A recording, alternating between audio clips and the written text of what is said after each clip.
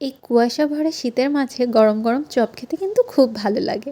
আজকে আপনাদের সাথে সেরকমই একটা রেসিপি শেয়ার করব। তার জন্য আমি গুঁড়ো গুঁড়ো চিংড়িগুলো ভালো করে বেছে ধুয়ে নিয়ে নিয়েছি। চিংড়ি মাছগুলো আমি ভালো করে ব্লেন্ড করে নেব। দেখুন কতটা মিহি হয়েছে।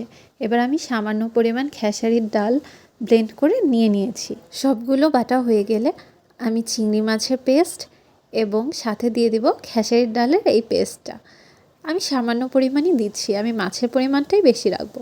এবার আদা রসুন একসাথে বেটে নিয়ে আমি এর ভিতর দিয়ে দিলাম। দিয়ে দিচ্ছি কাঁচামরিচ আর দিয়ে দিচ্ছি পেঁয়াজ। এটা আপনাদের পছন্দ মতো, আপনারা চাইলে আরও বেশি পেঁয়াজ দিতে পারেন। তার সাথে আমি দিয়ে দিচ্ছি লবণ এবং হলুদ। পেঁয়াজটা আপনাদের পছন্দ মতো আপনারা চাইলে আরও অনেকটা পরিমাণ বাড়িয়ে দিতে পারেন বা কমিয়ে দিতে পারেন। মাছের পরিমাণটা আমি বেশি রাখতে চেয়েছি। এইবার আমি সব উপকরণগুলো ভালো করে মেখে নেব অনেকক্ষণ ধরে, যেন পেঁয়াজগুলো একদম নরম হয়ে আসে এবং সবগুলো উপকরণ একটা আরেকটার সাথে ভালো করে মিক্সড হয়ে যায়। এইটা ভালো করে মাখালে আপনার স্বাদটাও বেশ ভালো আসবে এবং লবণের পরিমাণটা একটু কম রাখবেন যেহেতু চিংড়ি মাছ। এরপর একটা প্যানে তেল গরম করে নিয়ে আমি একটা একটা করে সবগুলো বড়ার সাইজে আমি এখানে পরিমাণ মতো উপকরণগুলো ঢেলে দেব। দেখুন কত সুন্দর হয়েছে। আমি এগুলো এপিট ওপিট করে ভেজে নেব।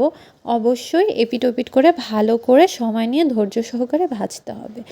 যেহেতু চিংড়ি মাছ এটা আপনার খেতে কিন্তু একটু নরম নরম হবে, তবে বেশ মজার। চারপাশে ভাজার সময় এত সুন্দর ঘ্রাণ ছড়িয়ে গেছে যে আমি আর নিজেকে ধরে রাখতেই পারছিলাম না। চুলা থেকে নামিয়ে আমি বেশ কয়েকটা খেয়ে নিয়েছি।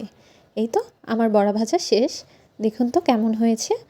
আপনারা অবশ্যই বাসায় ট্রাই করবেন, এটা খেতে দারুণ মজা। আর এখন যেহেতু এই মাছগুলো অ্যাভেলেবেল পাওয়া যাচ্ছে, আমি এটা মাত্র 100 টাকা কেজি করে কিনে নিয়েছি। রেসিপিটা আপনাদের কেমন লাগলো অবশ্যই কমেন্ট করে জানাবেন। আল্লাহ হাফেজ।